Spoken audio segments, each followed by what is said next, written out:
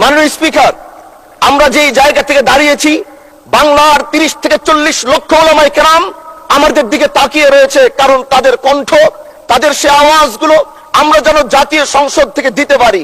তার মধ্যে অন্যতম একটি হলো, মা কানা মুহাম্মাদুন আবা আহাদিম মির রিজালিকুম ওয়ালাকির রাসূলুল্লাহি ওয়া খাতামান নাবিয়্যিন ওয়া কানা আল্লাহু বিকুল্লি শাইইন আলিমা।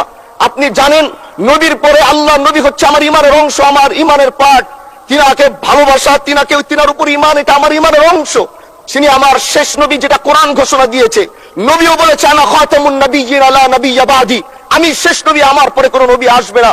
কিন্তু মাননীয় স্পিকার, দুঃখের সাথে বলতে হয়, বাংলাদেশের এরকম একটি পার্ট রয়েছে, যেই পার্টের এক অংশ মানুষ, তারা নবীকে অস্বীকার করে, তারা মুসলমান দাবি করে, এবং এই বিষয়ে অনেকের ধারণা আছে, তারা জানে। এই আন্দোলন করতে গিয়ে অনেক মুসলমানকে রাস্তায় শহীদ হতে হয়েছে, আন্দোলন করতে হয়েছে, স্বাধীনতার পর থেকে আজও সে আন্দোলন চলছে, কিন্তু আজও পর্যন্ত সেটা পাইনি। আমি মাননীয় প্রধানমন্ত্রীকে বলবো, আপনি বাংলাদেশে একটি ইতিহাস রচনা করে যাবেন। আপনার মাধ্যমে যদি এটা স্বীকৃতি পায়, যারা নবীকে অস্বীকার করে তারা কোনোদিন মুসলমান থাকতে পারে না, এটা আইনের মাধ্যমে, এটা বাংলাদেশের পার্লামেন্ট থেকে ঘোষণা হবে, সেটা আমরা চাই। মাননীয় স্পিকার, আরেকটি কথা, আপনি জানেন আমরা আমাদের নবীকে সবচেয়ে বেশি ভালোবাসি, যিনি আখিরি নবী, যাকে বলা হয়েছে ওয়ামা আরসালনাকা ইল্লা রাহমাতাল লিল আলামিন।